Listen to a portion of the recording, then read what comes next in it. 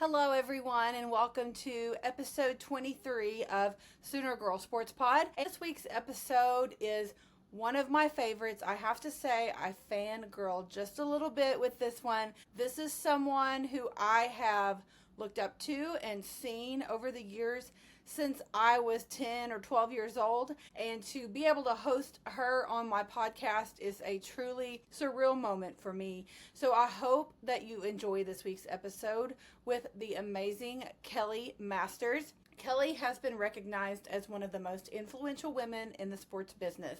She often hears, "You have a dream job." But she chooses to inspire others not with her successes, but with her vulnerability, sharing not only the victories, but also the battles and failures along the way. She is an attorney, an NFL sports agent, and founder and president of KMM Sports, a full-service sports management company with offices in her hometown of Oklahoma City. Kelly is an attorney, a sports agent, business owner, author, and speaker. Kelly fulfilled a childhood dream by becoming a national and world champion in baton twirling, and as the feature twirler with her twin sister Kim for the Pride of Oklahoma marching band in the early 1990s. They were the first and only twin to ever be a part of the Pride. In 1997, she was crowned Miss Oklahoma, winning awards for talent and community service at the Miss America pageant later that same year. She used her scholarship money from Miss America to obtain her Juris Doctorate with honors from the University of Oklahoma. She began her law practice as a litigator at Fellers Snyder's law firm in 2000 and became a partner in the firm in 2005. That very same year, Kelly became a certified NFL sports agent and founded KMM Sports, a sports agency representing athletes in the NFL and other professional sports. She made history in 2010 as the first woman to represent a top 5 pick in the NFL draft. Bleacher Report named Kelly as one of the most 25 influential women in sports business based upon her trailblazing success in athlete representation, as she has now represented more professional athletes than any other woman in history. In addition, she continues to practice law with her own law firm, Reneau Law Firm, having argued and won cases before the 10th Circuit Court of Appeals and the Supreme Court of the United States. Her first book, High Impact Life, A Sports Agent's Secret to Finding and Fulfilling a Purpose You Can't Lose. It was released in August of 2021. She continues to serve as president and chief player agent for KMM Sports. Additionally, she is the founder and owner of The Branch, a popular co-working office event space in Oklahoma City, and continues to be sought after speaker across the nation and around the world. She's also the founder of High Impact Life Ministries, a women's ministry devoted to helping women of all ages discover and fulfill their purpose. You can find Kelly on Twitter or X at KMM Sports and on Instagram at Kelly Masters. She is also on LinkedIn. I hope that you guys enjoy this fantastic episode and this interview with the amazing Kelly Masters. Well, thank you, Kelly, for coming on. I truly appreciate it. I'm so excited to talk to you because I feel like I've known who you were for so long. And like I remember watching you twirl at OU when I was just a kid. And so I know you have a lot of memories of all of that. So I can't wait to talk to you about all of it. So tell me, did you grow up an OU fan, or how did that all come about? Oh my gosh, yes. So I was born in Oklahoma City, but then when I was very young, I think 2 years old, my parents moved back to Tahlequah, Oklahoma, which is where they were from. They both went to Northeastern State in Tahlequah, but both very, very big OU fans. And my whole family, except for one of my uncles who was randomly an OSU fan, I remember going over to his house and they made us go in the back door as a joke, but Right. oh, you're OU fans. But yeah, as long as I can remember, some of my earliest childhood memories were going to OU football games and OU basketball games. And I just loved the pageantry of it. I loved the pride of it. No pun intended. I loved the pride, the band too. I couldn't wait for halftime to watch. Yeah, I loved the whole game, but the pregame ceremony and halftime show, all of it, I just was obsessed. with all of it from my earliest days. And so, yeah, definitely grew up watching games on TV, and then, special treats going to games in Norman, and then the occasional OU Texas game in Dallas. Yes. Oh my gosh. Yeah, that's a big Always one. part of my life. Yes. I remember my dad taking me to my first OU Texas game, and I was about 10 or 12. I'm thinking, okay, I can't imagine taking a child Right? down there, so it's kind of funny that he took me, but crazy. No, I was probably about the same age when I went to my first one, maybe a little bit younger, actually. I remember when Commerce Street was a big deal, all the fans in Commerce Street. Just, so many memories, and I grew up knowing that I needed to keep my options open. I had started, my sister and I both became baton twirlers because of going to the OU games and seeing the tour time. That was the whole dream.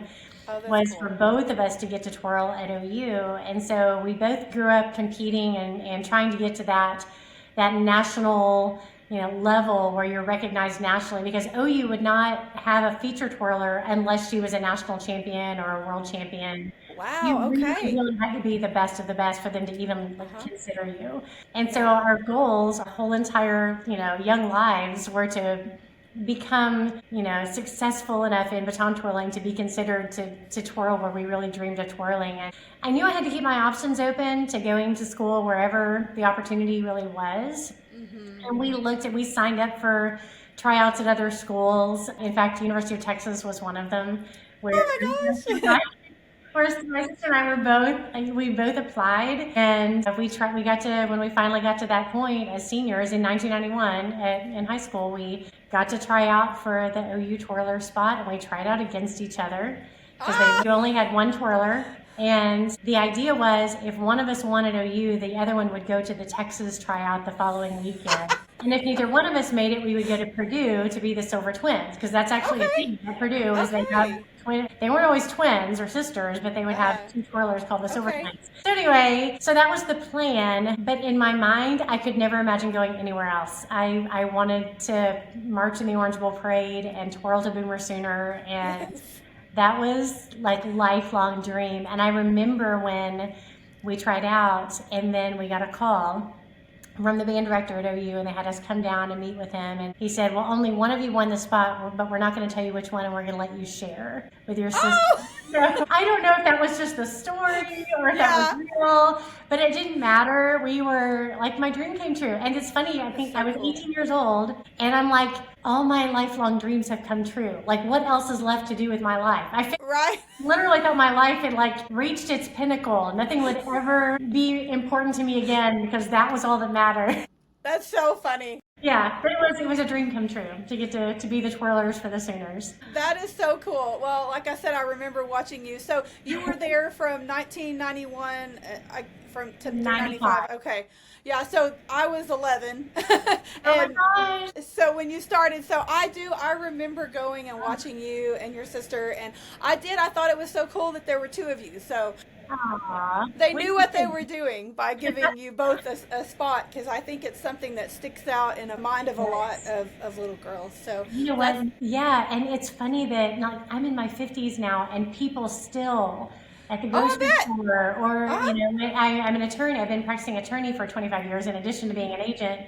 And I'll go to court, and the judge will be like, I used to watch you and your twin sister. That's hilarious. I will never outrun it. It's been part of my identity for the rest of my life. It totally is. Well, that is why I recognized your name for so long. And then when you started your agency, of course, I love sports, and I follow the draft and all the things. So that got my attention as well. And I've always just been so impressed by everything that you've done, and you've accomplished so much, and I love to see all the different athletes that you sign with your agency, which I know you have a lot of Sooners, but just from across the landscape, and I do think that that's so cool. Thank you. So tell me a little bit, you're welcome, tell me a little bit about what got you into wanting to do that, and did you start out as an attorney and then later, okay.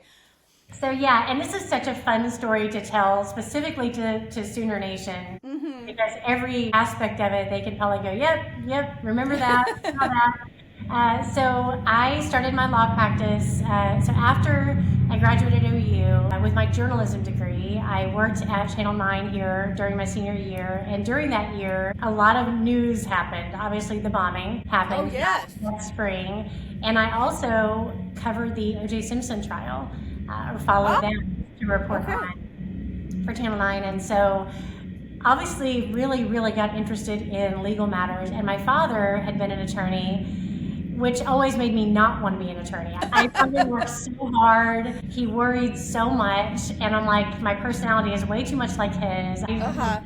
I don't want to do that. And sure enough, I found myself in law school. So I went straight to law school.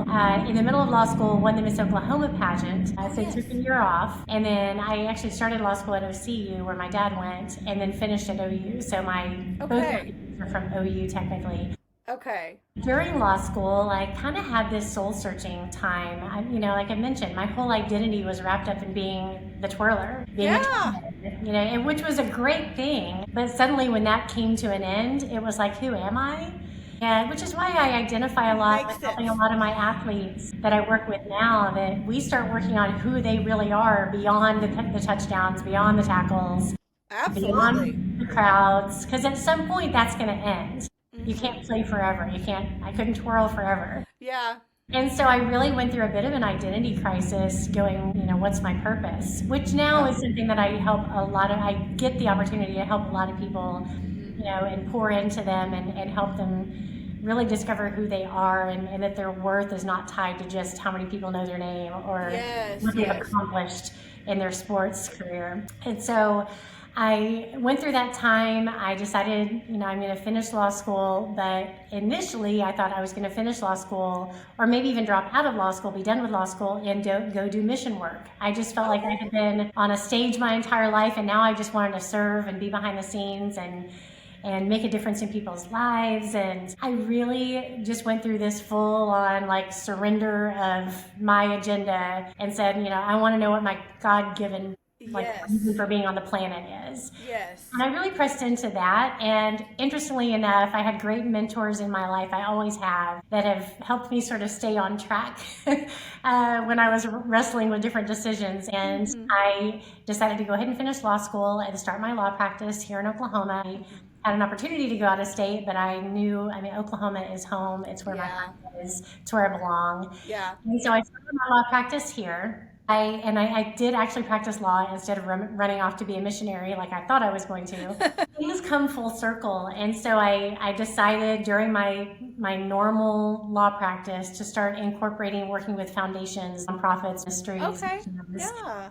And after about 5 years of a very normal law practice where I was doing both, I was doing civil litigation and nonprofit, I had the opportunity to work with an athlete and his foundation that he started. It was called the Number 14 Foundation. I don't know if you remember Josh Heupel, starting the Number 14 Foundation while he was at OU. Every Sooner fan remembers Josh. Yes. Fond memories of Josh. He brought us back to the national championship. Yes.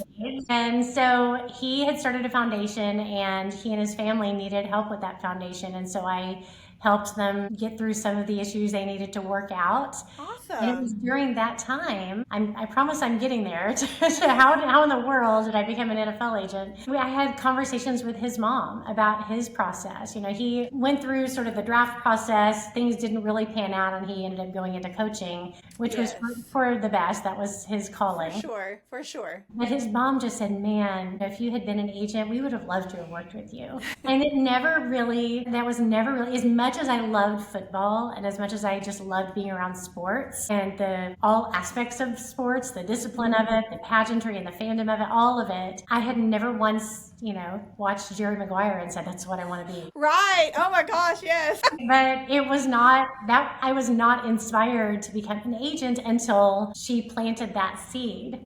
Interesting. You really need to think about this, because I bet there are families that would love to work with you, and there are players that would love to work with you. And so I started, that was in the early 2000s, and I started sort of just researching and finding out, what does that even look like? I was already an attorney. I was about to become a partner in my firm. Things seemed to be going really well. But I always had this sense that there was something more that I was I was called to do. I just didn't know what that was. And it was through sort of pursuing that sense of purpose with working with foundations and ministries that led me to work with an athlete, which That's so then cool. led me to sort of see the doors fling open to combine everything I loved, which was Yeah. being an advocate, serving, but also being around sports and being around athletes again. And Yeah. it all just, everything just aligned. And I became a certified agent. I went through the whole process of becoming a certified agent, which, by the way, pretty much everyone in my life told me, Kelly, like, we love you, you're capable, but this is a really bad idea. And well, so many of them, especially attorneys, knew all the horror stories because the Yes. sports agent world is not just competitive. That's one thing. It is like next level corrupt and dirty and I can imagine. it's so gross. And so they're like, Kelly, you're such a good person. You're such a nice person. Yeah. Like, you shouldn't, like, don't even mess with it. And I'm like, but somebody has to do it right. Right? And so, yeah, so that was the dream was I'm going to become an agent. I'm going to start my own company and I'm going to represent all the Sooners. That was the idea at first. And I've represented, you're right, I've represented so many Sooners in the NFL, but it's branched out into other schools across the country. Yeah. And this last draft was my 20th NFL draft, which is so Oh hard. my goodness. Yeah. That's so crazy. So I love Josh Heupel. He was in college when I was at OU, and so obviously, like you said, him bringing us back to the pinnacle of college football is something that we will never forget as Sooner fans. But he has a special place in my heart as well. I actually saw him in the computer lab in the couch dorms way back. I think it was on Halloween. I think it would have been in 2000, I guess. But yeah, my friends called and they were like, "He's in the computer lab at couch," so we're running. He was like a superstar to us. So that's cool to hear that he played such a role in getting you where you are today. And yeah, I can imagine. I know there's lots of stories about even attorneys, but yeah, agents in general, just like you said, it's kind of a dirty, corrupt place. But people like you can be the good guy, can bring the light into that world. So that's really cool to hear that you do that. So how many Sooners do you represent right now? Let's see. There's Tress Way is probably Oh, my Tress, yes. yes. Yes. He's still playing. Yes. I had to think because I stay in touch with and do work for a lot of my players who are now retired. Yes, that's so true. Yes. Like Gerald McCoy and Oh, yes. Quentin Carter, Roy Williams, Teddy Lehman. Yes. Okay. That I still stay in touch with or still do work for. But then currently Drake Stoops, who is really fun because I literally feel like I watched him grow up. Oh, I bet so. Yes. That's a cool one. And then we have Ethan Downs is our rookie for Oh, yes. Okay. So he was signed with the Jacksonville Jaguars, so I'll be excited to see him in his rookie season this year. And then, just through the years, I've represented so many Sooners. Gerald McCoy is probably the biggest name that people remember. That's so cool. Well, I love watching our Sooners at the next level. And I love football, so I would probably watch the NFL anyway, but that's one of my favorite things. I've gone to see Baker in Cleveland, in Tampa. We went to see Jalen last fall in Philly. And we're going to Phoenix to see Kyler this fall. So. Oh, you got the trifecta. You had to see all the quarterbacks. Yes, and I'm a huge Tom Brady fan as well, and have been for years. So we went to Gillette to see him. It was before COVID. I want to say 18 or 19. But Baker, I chose when Cleveland played at the Patriots, so I could kind of get the best of both worlds. But, I just love sports. But yeah, I do follow the NBA, obviously the Thunder. Right now. Absolutely. But I like to follow our OU guys, Trae Young and Austin Reeves. But I love to watch our Sooners at the next level. And so that's really cool that you get to play a part in that. So Drake Stoops, I remember the year that we won the national championship, and him and Isaac were babies. They were babies. Yes. And a baby carrier. I have a photo of Bob and Carol literally carrying their baby carriers, and I'm like, that's so crazy. And then, Drake's obviously a Sooner favorite. Oh, yeah. For so many reasons, but it's just so crazy to think that I sat there and watched him in a carrier. I'm sure you feel the same way. Oh, yeah. Yeah, just sitting down to meet with him when he was trying to make a decision about the NFL, and I met with him and Bob and I have known each other obviously for decades. Yes. And I've gotten to know Carol. Uh-huh. She's so lovely and so fun. They're just fun. I mean, I love all my clients' parents, but it's been really, really fun to be around Bob and Carol in Yes. their like athlete. Yes. So fun just to see him be a dad. I went out to LA to see Drake during the preseason last year with the Rams. He's still with the Uh-huh. Rams. Uh-huh. And I do have to clear the air. Like he had this thing that happened couple of months ago where he took an Adderall Yeah. and it showed up on a drug test and everyone was like, "Oh my gosh, Drake is doing steroids." No, he took an Adderall to try to stay awake on a long drive, and Yeah. it was just a silly mistake. Yep. And the team like actually was like, "Drake, if that's the worst thing that happens, like you're fine, like you're Right. fine." But he's doing great. Good. He's signed to a 2-year deal with the Rams, but I went out to see him last year. He was on practice squad with them this last year, Yes. all year. But I got to see him play in the preseason and just to sit, in the box next to Bob and Oh Carol as they're goodness. watching him run out on the field for the first time in an NFL uniform. Bob actually leaned over and he goes, "What number is he?" That's awesome. So it was great to see him out there. But I will say, after going to so many OU games and watching his career, being at the Rams Stadium, every time he touched the ball, I expected to hear what? Like, And the stoops, yeah.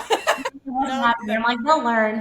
they will. They will. That's really cool. I would love to go out and watch him if he definitely becomes an active part on their Yeah. roster. That is at the top of my list. Him and one of my really good friends is a huge fan of Danny Stutzman, and of course Billy. And so they're playing each other this fall, and I don't know if I can make that happen, but that would be a fun one to go So to. fun. That's so It's fun. cool to see our guys at the next level, and yeah, It really is. that's really neat. I've actually enjoyed. I've done. I'm not his agent, but I've done legal work for Baker and Emily on their foundation. Oh I yes, still do okay, that. I still work with foundations. yes, That still is a passion of mine. And he and Emily are just. It's so fun to see his who he's become. Even yes. though Oh my he's goodness, always been talented and a superstar, but to see who he's stepped up to become as a leader in the yes, community, even in Tampa, and Emily right by his yes. side, they've just made such an impact where they've been and in Tampa. And I've been going to Tampa games for, oh my gosh, 16, 17 years now. And Hmm. it's so fun to see where the Buccaneers are and now Baker having Yes, such a great career moment there. It's exciting. that is really neat. I am a huge Baker fan, and I always say that if he ever met me, I feel like we could be friends because Probably. we have a lot of similarities because we're both obviously crazy OU fans, but we're both kind of salty, maybe say things we shouldn't say, and so I feel like we could be friends if we were to ever meet. So I do. Baker has a special place in my heart. My husband got me a signed Baker jersey for Christmas a couple of years ago that I have. I inherited quite a bit from my dad who passed away, but we have so much stuff. But my Baker jersey, it means a lot to me, and it's on my list of goals in life is to hopefully someday cross paths with Baker because it would make my whole day. Him and Barry Switzer. I've never met Barry. Really? And I yeah, feel like everyone in Oklahoma has met Barry Switzer. I do too. And I guess I just need to go hang out at Midway Deli one day and just You're not a Midway. You'll be it. until Barry comes in. I do. I feel like everyone's met Barry, but not me. But my time will come. I hope. My dad was a huge Barry Switzer fan, and I grew up hearing stories about him and watching him. And of course, we were never Dallas Cowboys fans. In fact, my dad taught me to say "Boo Dallas" as a very young child. Yeah, That's and too funny. so when he coached the Cowboys, of course, I was a kid, but I Right. remember telling my dad, I was like, two worlds are colliding That's here. What are we? awkward. Yeah. Yeah, what do we do here? And he was like, well, I will root for Barry, but not really the Cowboys. So That's it's kind so of funny. I love it. I have so many memories of that, so I still laugh about that. And of course, I guess everybody around here are Cowboys fans for the most part. Yes. Oh, I grew up a Dallas Cowboys fan. Okay, yeah. And I'm in southern Oklahoma, and so everybody around here is like, you're not a Cowboys fan? I'm like, no. So I'm a who's your CD. team? Yeah. Who's your team then? Do you have an NFL team or is it Well, just yours and that's it? so I was a Patriots fan for years Oh, because that's of right. You Tom said Brady. because of Tom. Yeah, and so I have since become attached to the Chiefs a little bit. I do love Patrick Mahomes. Oh yeah. Him and Baker's games in college were some of the highlights of my Yes. football viewing pleasure. But I really just watch our players. I became a Bucks fan when Tom moved there, and we actually went to Tampa and saw Tom play. And so Okay. now that Baker's there, I'm like, okay, well That's that perfect. worked out. Yeah, it worked out perfect. Perfect So segue. Yes. I have a lot of shirts that are just for players. So like I have a CD shirt. It's blue. Yes. And then, of course, I have my Baker shirts. I have a green Yes. Jalen shirt. And I like the Eagles. I loved watching Jason Kelsey. Oh yeah. But, of course, we have Lane Johnson Yeah. on there and Grant Calcaterra, who's still a Sooner to me. Oh, yeah. Absolutely. So I just like to follow those guys. And if NFL Sundays after church, we are home on the couch. We love watching football, and we try to do one away game a year for OU Yeah. usually, and then we try to do one NFL game and just kind of spread That's out the love. And my husband's really gotten into the 49ers. He's a okay. big Brock Purdy fan. Brock Purdy. It's hard not to be. He's I so know. amazing. What a great story. I know. He seems like such a good guy, too. Just a good Christian guy. Whole family. Oh my goodness, they're such good people. I was Yes. interestingly enough, I was at Brock's pro day at Iowa State because I was Okay, representing yeah. safety on Okay. Iowa State, and I remember Brock doing his workout and then coming off the field after his workout in front of all the Uh-huh. scouts, and he was like, "Well, we'll see what happens. Maybe I'm drafted, Yeah. maybe I'm not. Who knows? Just want a chance." And of Isn't course, that he was crazy? Mr. Irrelevant. He was the last draft. Yes. So he did barely get drafted. Uh-huh. My goodness, what a great success story. I know it. And then he just signed a great contract. I'm so happy for him. Yay. I am too. You sound so similar to me when it comes to people ask, who's your NFL team? And yes, I grew up a Dallas Cowboys fan. Everybody, my granddad and my dad, like all of them were Dallas Cowboys fans. For a brief period of time when I was like 5 years old, I was a Detroit Lions fan. And I don't even know Okay. why. Yeah.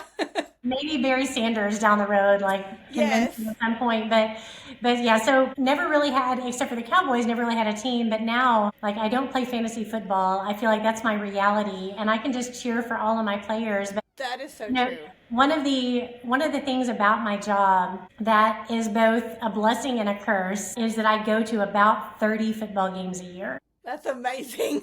Crazy. Like most sports fans are like, you have the dream job.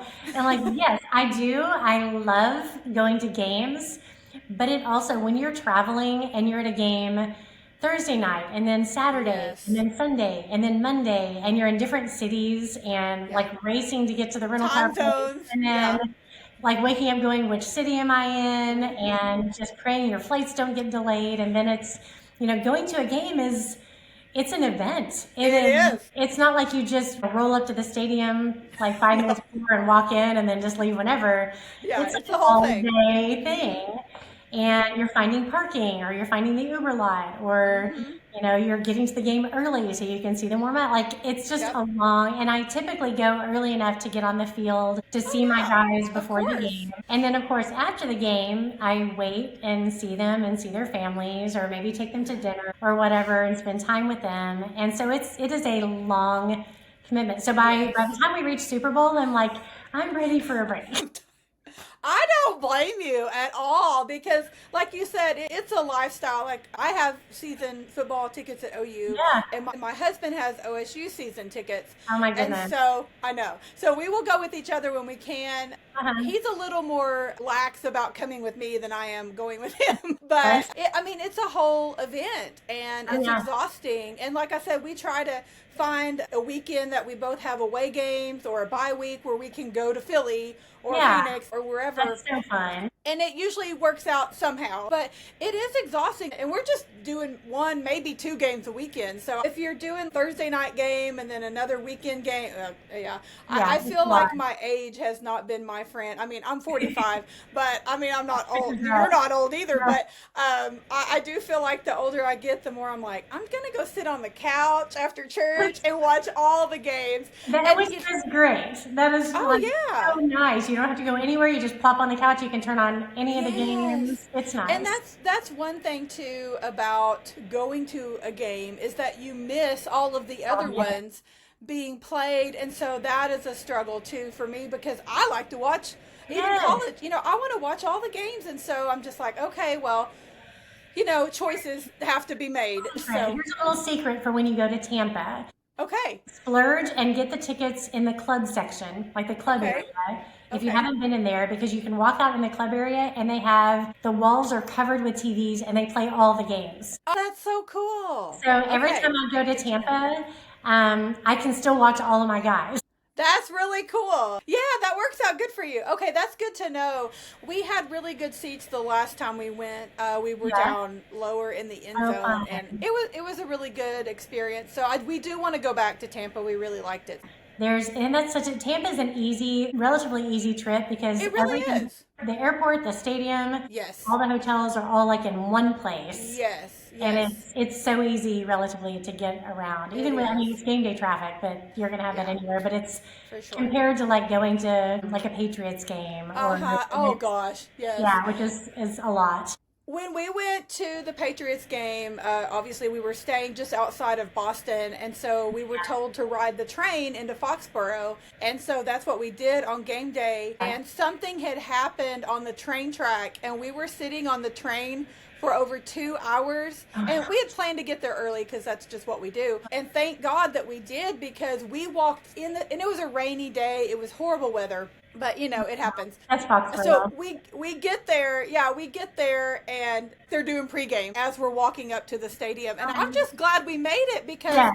like you said, yeah, it's a whole thing, and like we spent a lot of money to go, and we were going to see Baker playing Tom Brady, and if I would have missed that game, I would have cried. I mean, I had a shirt, made and everything, which no one got to see because it was cold and rainy. But of course, you're like covered up with the ponchos and everything. Yeah, Is there a stadium that you want to go to that you've never been to? That's a good question. I really would like to go to SoFi because it looks so like just such like an amazing monstrosity. So, It's like a giant UFO. It looks like, but that is such a cool stadium because it gives you the feel of an outdoor stadium, but still has it's still climate controlled, but the end is open, and so whoever like the team that designed it were total incredible.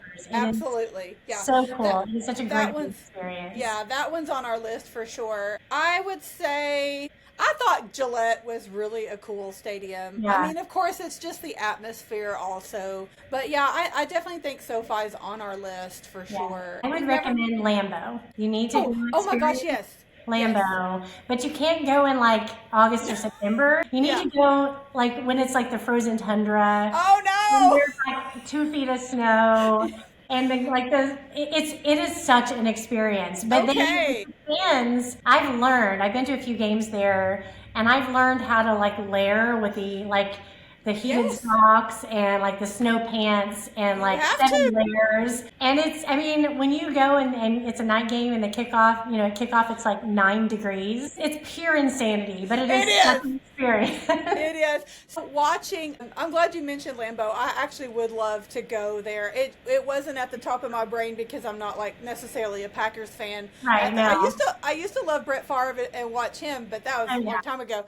But anyway, I always think of the Bills. I love Josh Allen as well. But their stadium, which they're building a new one, but their stadium is crazy too. I love how they get people to like come volunteer to clean up the stadium, and I'm like, oh my gosh, it's just insane. Like fun. The Bills Mafia is they're probably the closest to a college like crowd, I would say so, There's such a difference between an NFL crowd and a college crowd. For sure. I feel like the Thunder fans are kind of like a college crowd. Like they really, really get into it with the passion and all standing and all wearing the shirts and all of that. And I try to explain that to people around as I travel around. Like Oklahomans just don't know how to be pro fan, like the typical pro fans. Yeah. We're just college fans. And so it's a fun environment everywhere we go. But Bills for sure.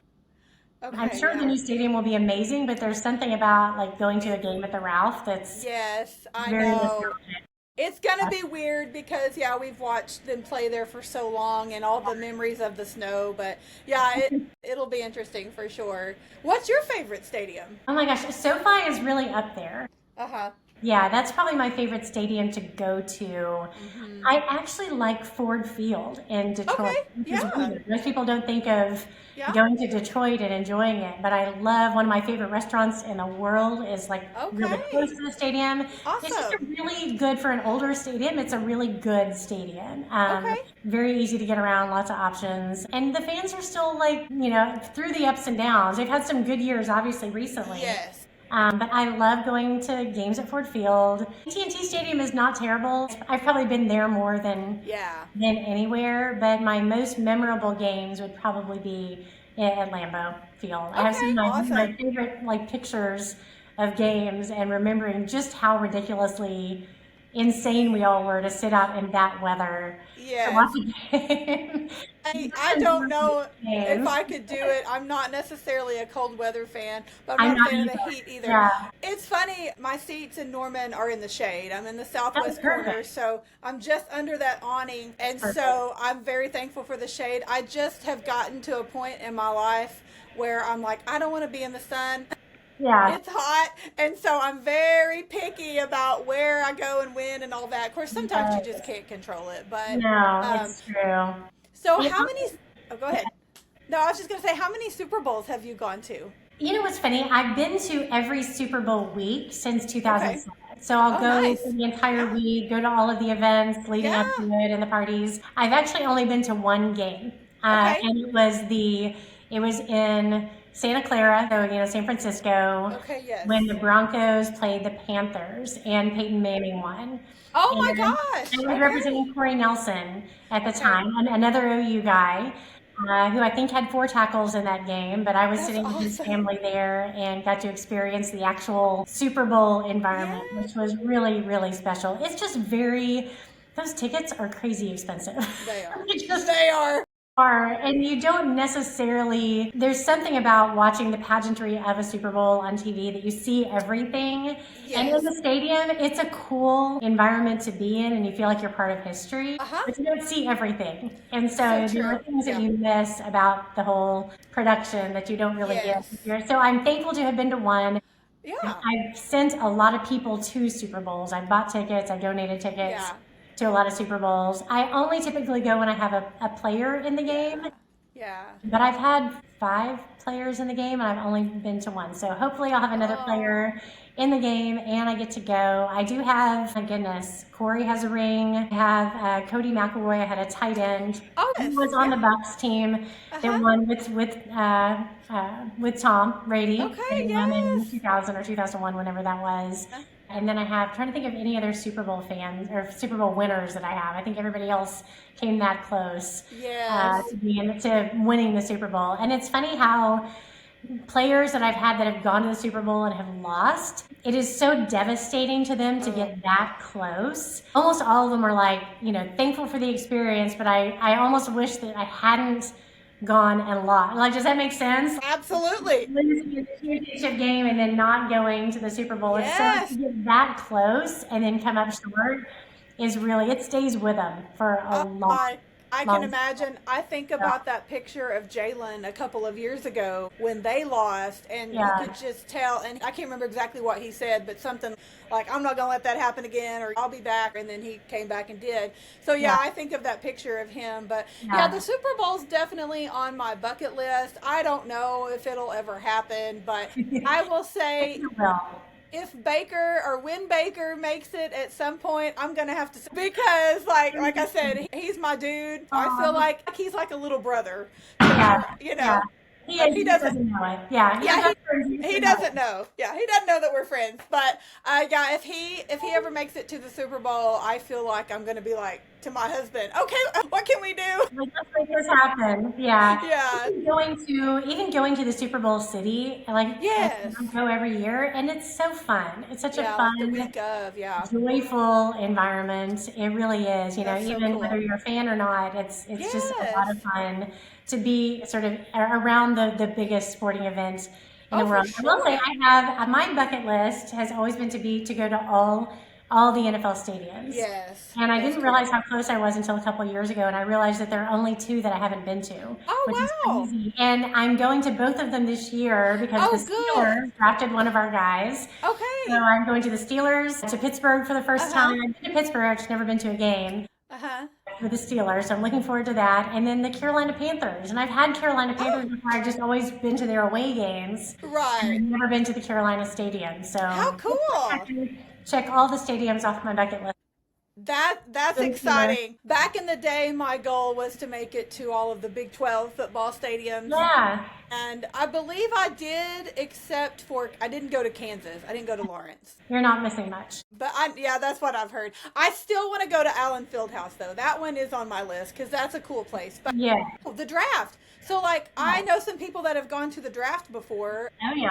and I almost kicked myself for not having gone when it was in Dallas just a few years ago. I feel like that would be a really cool experience. And I guess you So gone? fun. Oh, yeah. Okay, yeah. I'll say this, the whole draft experience so I'm kind of, this sounds terrible. I'm kind of on the fence about this. I love to see where the draft has gone to where now it is a huge It's fan a huge event. deal.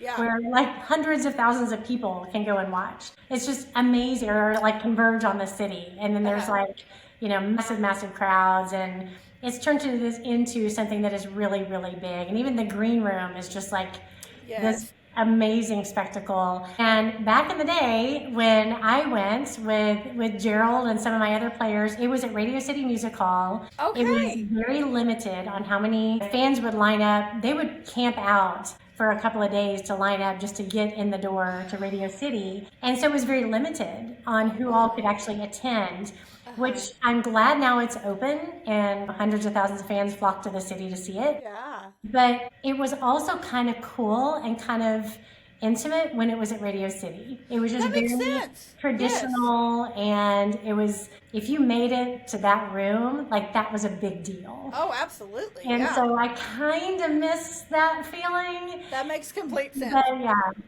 And it was That just does. about the families and, everyone. The green room was nothing really special. It was just a bunch of like tables put together and some water and chips. And Right. that was it. Now it's like massive spreads and like That's so fun. decorated and everything. But yeah, I just have such great memories from when it was at Radio City, and I kind of miss it. But Yeah, it's worth going. It's worth That it. makes complete sense. I feel like that's something that I would like to do someday. So Yeah, we'll you should. see. If it ever comes back to Dallas, I'm for sure going. But There you other than go. that, I could do Kansas City. That's not too far. If it comes to Kansas City, you're Yeah, good. Or even totally like do that. back to Chicago. Chicago is not a terrible drive. Oh yeah, You know- that's true. Yeah. You know who did a really good job was Nashville. Yes.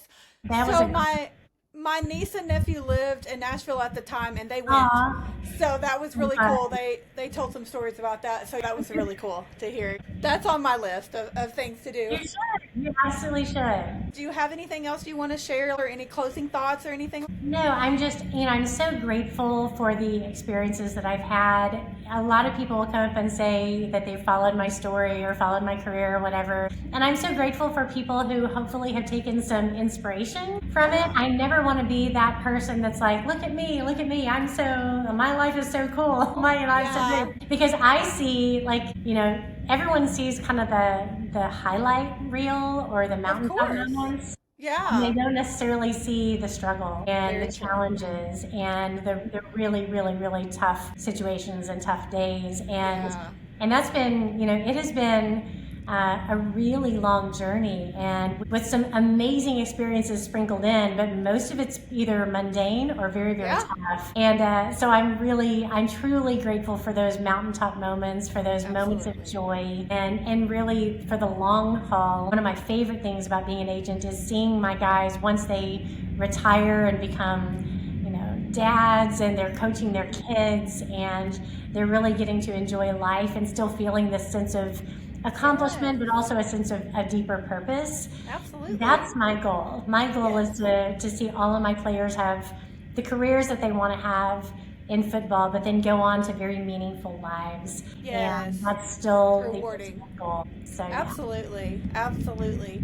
Well, I cannot thank you enough for giving me a part of your day. I truly appreciate it Oh, because, like I said, I've known your name since I was 10, 11 years old, oh my and to gosh. be sitting here talking to you is truly incredible. And I followed you, like I said, even on LinkedIn. I remember seeing a clip Oh, on you a few years ago, just you talking about being an agent, like in a man's world, and being such a fierce woman in a man's world. And I just think it's so cool to see thank that. you. So I appreciate you so much for doing Aw, that. I'm so glad to do this for all of the crazy Sooner fans like us out there. I Yes. love Oh my that. gosh. Yes. It has truly, it's been a lot of fun. I hope you all enjoyed that interview with the amazing Kelly Masters. I cannot thank her enough for joining me on the show this week and taking the time out of her very busy schedule to come onto the podcast. Again, as someone that I have looked up to since I was about 10 or 12 years old, it truly meant a lot for me to be able to sit down and visit with her and hear about her life and everything she has going on. She's truly an amazing, inspiring person, and I am so thankful that she took the time to join our show. Okay, so for the week's Sooner sports headlines of the week, for it being a quiet off season when most of our sports have completed their run for the academic year, it sure has been a pretty busy week in the world of Sooner sports. So here we go. One of the main things that's been talked about a lot this past week or so is the revenue sharing from the House settlement that was passed just a couple of weeks ago. And OU Athletics Director Joe Castiglione said at the Board of Regents meeting that was held last week that there are 6 sports that will be a part of revenue sharing. It is football, men's and women's basketball, baseball, softball, and women's gymnastics. The other sports will receive more investment opportunities via scholarships and things like that. So, you know, what's interesting about that is OU, I believe we have 21 sports in the athletic department, and that's not including our club sports such as hockey, lacrosse, things like that. So 21 sports that are upheld within the athletic department. And it's just crazy to think about. We have a lot of non-revenue sports, and all schools do, but we have a lot of non-revenue sports at the university, and honestly the only sports that make money are football and men's basketball. Women's basketball and softball have come pretty close, but they haven't crossed that threshold yet, especially the last year or so with softball. But I was listening to the Double Take, which is a Sooner sports podcast with Rodney Anderson and Caleb Kelly. They had Nicole May on last week, and she was talking about how crazy it is that a softball team, a squad that won 4 national championships in a row, consecutive Big 12 championships, now SEC, all of the honors that that squad has, they may struggle to pay rent while football players are getting paid and they're not even playing. So that's something that really caught my attention because I know there's a lot of thoughts and opinions on all of this. And I also know that there are quite a few softball players that had NIL deals providing them vehicles and things like that. But these athletes, whichever sport you play, whether it's football or club hockey, they are giving their time and their effort toward the university to represent the university, and most of them do not have time for a job. They are practicing, they are weightlifting, they're going to class, all of the things that is required of being a student athlete. And for any of them to be struggling to pay their necessities, such as rent, while other players are getting paid just to sit on a bench, is a little mind-boggling to me. Now, I will say, obviously there are sports that bring in bigger crowds, that are starting to bring in a little more revenue, and maybe a lot of things need to be examined with that. I heard Gabe and Teddy talking about it on their podcast, The Oklahoma Breakdown, as well, about how the SEC, Big Ten, and then specifically OU, those schools probably aren't going to have to worry as much about losing those non-revenue sports. But other conferences like the Group of Five, Big 12, ACC, those type conferences could be in a position with their schools that they're having to cut those programs, the non-revenue sports, because they don't bank any money. In fact, they're costing money. And if football's not bringing in what it used to, which football across the board for most schools is funding a lot of the athletics department. That's fine. It's worked okay until now, but now that we're in this day and age of revenue sharing with the House settlement and all of the back pay and everything, it's about to get crazy, because that's just making that number grow even more for the revenue amount that is needed. And I don't think they're going to be able to keep up, especially some of the smaller schools. Now, back to what I was saying, Joe C. has made it very plain, very clear. He has specifically said he has no plans to cut any sport whatsoever. And he plans to do everything he can to keep all of those afloat. And that is the case for OU, a lot of SEC schools, and even Big Ten schools. But it may not be the case across the board. And it also may require some evaluation on travel expenses and where the teams are going to play and things like that going forward. So a lot of things could be affected as time progresses and all of those numbers are crunched and things like that are figured out.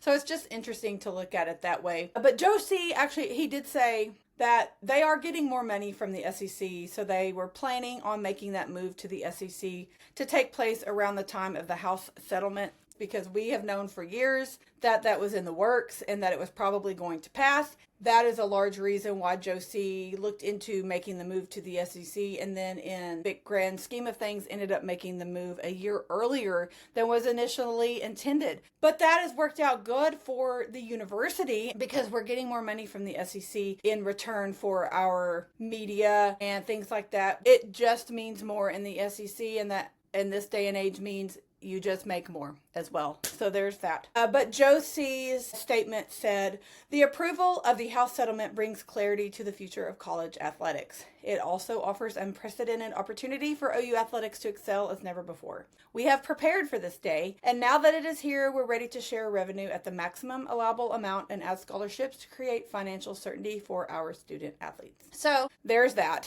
Again, I think it'll be interesting going forward to see what happens across the athletic landscape of collegiate sports, but I think as far as the University of Oklahoma is considered, at least for now, and the SEC as a whole conference, we don't have a lot to worry about. Of course, they are constantly asking you to give to the NIL, support all of these sports. If you own a business and want to sponsor a athlete or participate in that a different way, you can also do that as well. But the One Oklahoma NIL Collective is a great way to support this. And I know it's hard because sometimes we have to make choices. Do I want to spend my money to actually go to the game, or do I want to give to a collective? And well, we all have limited funds, and you just do what you can do and support the way that works best for you.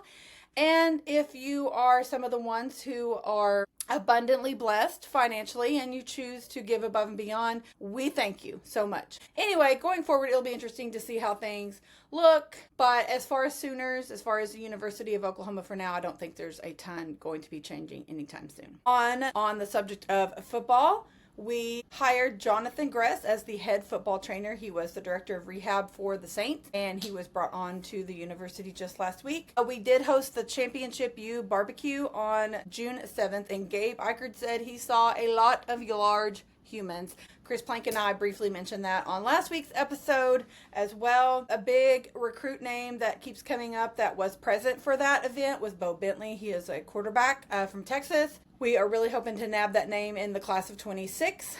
We did also have some kickoff times announced. There were several flex times, but we did get a couple evening games, some morning games on the road. So be sure to check social media. I'm not going to read through those, but those are available on the OU football social media, OU Athletics on Twitter, Instagram, Facebook. But it's nice to have some kickoff time so we can kind of make some plans going forward for tailgating and such and things like that. So it's going to be a great fall. I'm really looking forward to it. Plank and I talked a little bit about that last week as well.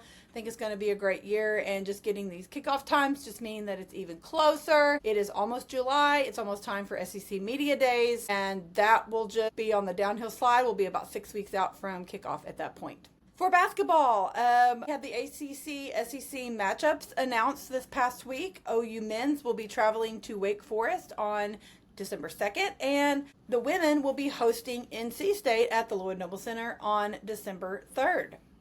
this past week. If you don't follow the men's gymnastics coach, Mark Williams, on social media, I highly recommend you do that. He is an awesome, supportive coach. He is hilarious. And it's a very good way to keep up with our future, current, and past gymnasts for the university. But Francisco for Puerto Rico and Vitaly Guimarães from Brazil, they participated in the Pan American Championships this past weekend. And Francisco won silver on the still rings at the championships that were held on Sunday. So congratulations to him. For baseball, we had some All-American names announced this past week. First team was Kyson Witherspoon. Second team was Easton Carmichael. And our All-Region Sooners by American Baseball Coaches Association were first team Kyson Witherspoon, second team Easton Carmichael again, Dylan Cricks, and Jackson Willits. For softball, there has been an article going around social media in the last week or so from Sports Illustrated, and it was on how a NIL loophole is transforming Texas Tech into a softball powerhouse. Now, technically, I'm going to go ahead and say this up front because I don't want to forget, and I don't want anybody taking away that I'm accusing Texas Tech of cheating or doing anything illegal, because as of now, from what we all know, it appears that they are not. However, they are taking advantage of a particular loophole in the NIL system in which you, as the university, cannot contact players unless they are in a portal. However, you can have a third party contact players, whether they are in a portal or not, whether they are still playing seasons at their current schools or not. And that is something that came to light in this situation in the last week or so. I believe Texas, Reese Atwood was mentioned, our very own Cassidy Pickering, and there were several other big names as well that were contacted. And then we're looking at some of the bigger names that ended up in the portal and have now transferred to Tech, and it kind of makes you wonder if maybe they too were contacted back in April. It's just an interesting situation. Apparently they were contacted by the NIL collective, which at Tech is called the Matador Club, or some third-party donors trying to woo these players to come into Lubbock and play for Tech next season, as they did renew Nyjah Kennedy's $1 million arm deal for next season as well. So it's just something interesting to think about. But I will say, from all the information that was gathered, I do believe she went to the coaches and told this, Cassidy Pickering. But props to her for being a stand-up girl, for being committed not only to OU, but just being an ethical person and knowing that that was not the right thing to do. And regardless of the dollar amount, if you're trying to be a good human and something like that is going on that's shady, might not necessarily be illegal. There's a lot of things that may not be necessarily wrong, but they're shady. It's a gray area. And you have to decide for yourself whether that's something you want to be involved in or not. And it's not for us to decide how people handle that, but apparently that's kind of what's going on. As you have probably seen, Tech has recruited Taylor Pannell from Tennessee, Mia Williams from Florida, Caitlin Terry, the pitcher from UCLA. Plink and I talked about that last week. And there's a couple of others too that their names are escaping me, but just kind of makes you wonder what's going on behind the scenes. Not accusing any of those people of being involved in that. I have no idea. But there were some names mentioned, like I said, Reese Atwood and Cassidy Pickering for sure. The other names I don't recall in that article. But if you're interested in finding that article, you can Google Sports Illustrated softball news. The title of it was How an NIL Loophole is Transforming Texas Tech into a Softball Powerhouse. So it's an interesting read for sure if you want to read up a little bit on that and maybe some shady stuff going on. For soccer, we had the 2025 exhibition and non-con slate announced just a couple of weeks ago. Natalie Hofer from Broken Arrow signed an early commitment to us and has reclassified. She will be coming to Norman this fall, so that's a very exciting addition, according to Coach Matt Mott, who I interviewed Coach Matt Mott and our senior forward Hadley Morrell just a couple of weeks ago for the podcast, and their episode will be airing at the end of June, so I'm very excited for you guys to hear that one. For wrestling, we had 6 transfers signed to the team, and so we're excited for those additions coming in to the fall. We had Peyton Keller from Ohio, Tyson Sharmoli from Wyoming, Tyler Wells, Minnesota, Brian Soldano from Rutgers, Jack Geoffrey from Virginia, and Rafael Hippolito from Virginia Tech. For tennis, it was just announced that the OU women will be hosting the Women's ITA Kickoff Weekend on January 23rd and 24th in Norman. So mark your calendars to come be a part of that. Now, I will say, if you've never been to a tennis match, I attended my first men's and women's match this past spring. You should get out and do it. Usually they are free. I'm assuming this one will be as well. Or if it does cost, I think when I went to regionals, it was like $5. Some of those they do have to charge if it's an NCAA sponsored event, like postseason regionals, we did have to pay. But anyway, if it's not free, it's just a few dollars. It's worth it. So mark your calendars for that. The Oklahoma men were announced that they will be attending the Berkeley Regional for kickoff weekend that same weekend, January 23rd through 26th in Berkeley, California. For golf, our women's Gracie Mayo won her match in 19 holes to advance to the final 32 of the British Women's Amateur Championship. We had Sooners playing at the Southwestern Amateur Mountain in Scottsdale with Reagan and Michaela. And our men, the Sooners in summer officially started. Ryder, PJ, and Clark all teed off the biggest golf tournament in Pennsylvania this past week, and Jay Summey routed Daniel Bennett in a Red River rivalry singles match at the Palmer Cup to post a 3-1 record on the week for Team USA. We also had a couple of All-Americans announced for our guys: Jace Summey, Drew Goodman, Clark Van Gallen, and Ryder Cowan. So congratulations to them. Okay, I saved the best for last because if you were not following our track and field team this past weekend as they were in Eugene for the national championships, you missed out. It was all televised on ESPN Plus. I was able to tune in to some of it, and it was really cool to see. These athletes are incredible, and it was just a lot of fun to watch. It was such a successful weekend for our team. I'm just going to read off the individual awards that we had. We had 15 athletes that competed. Tucker Smith, he debuted his first time ever at the championships, and he ended with an honorable mention award, 21st place in shot put. Anthony Riley concluded his collegiate career as a second team All-American and 16th in the long jump. Cassidy Gallagher capped her second visit to the outdoor championships with an honorable mention honor as well. She placed 19th in the hammer throw. Jenna James capped her collegiate career with an honorable mention award and placed 19th in the 400-meter hurdle. Kennedy Clark finished up with an honorable mention award as she placed 20th in the hammer throw. Leah Gerudo advanced to the steeplechase final and collected an honorable mention. And Pippa Lotta Enoch, if you have not seen that girl, she is incredible. First of all, she just has the sweetest demeanor to her. If you don't follow her on social media, she is one of the most accomplished Sooner track members that we have ever had in the history of the university. She cleared 2 of her career best en route, winning gold. She placed second in the long jump, and that jump ranked 5th all-time in OU history. Pippi also won her second career NCAA heptathlon title. That's 7 events over the course of 2 days that she participates in. That is her second career first place gold win in the heptathlon. That is incredible. She won it with a career best score. She had an incredible performance. She's a national champion, Estonian national record, number 10 all time in collegiate history, 11th in the world in 2025, number 7 in outdoor championship history, and an Oklahoma school record. So congratulations to Pippi, because that is an incredible accomplishment. We also had to double it in the triple jump with Ashley Moore and Agar Drawal. And our freshman Leah Gerudo scored 8th place in the steeplechase. Ralford Mullings won the national championship and the discus throw. He led the field and he broke the NCAA championship record that was set 33 years ago.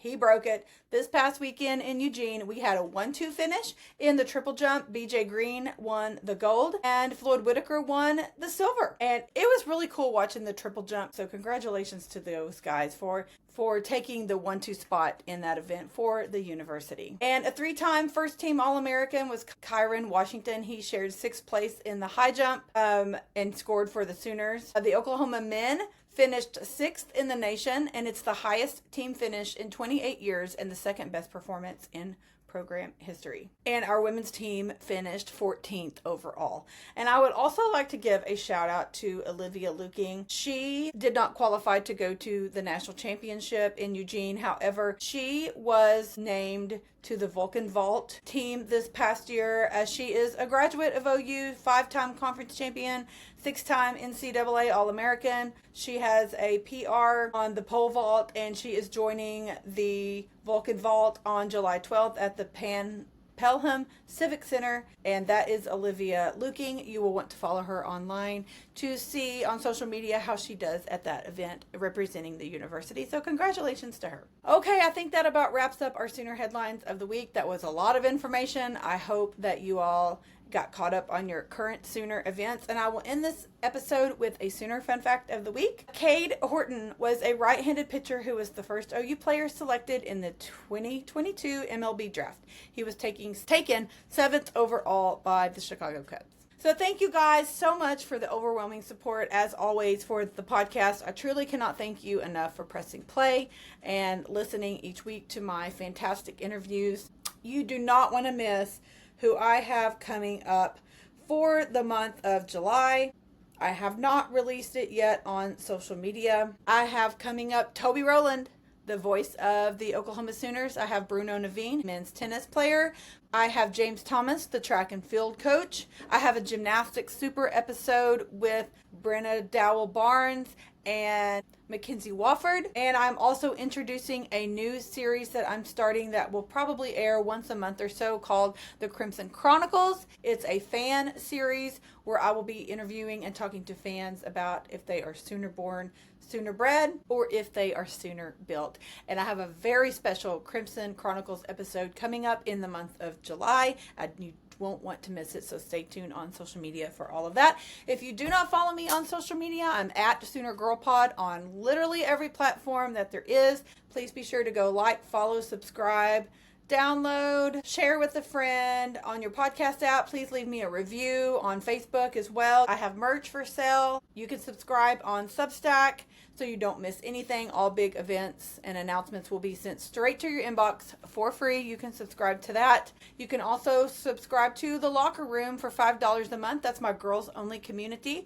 We have a chat on the Substack app, a private stories feed on Instagram.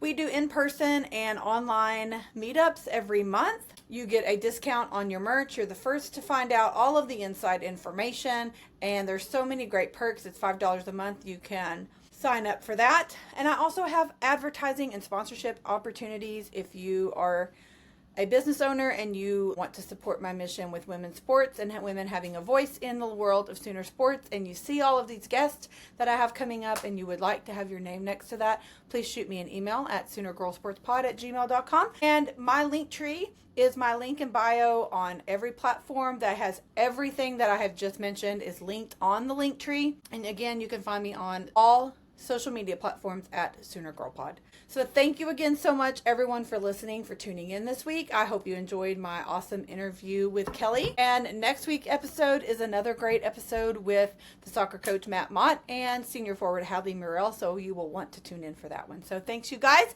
for tuning in. Boomer Sooner always, and I'll see you next Wednesday where we talk sports.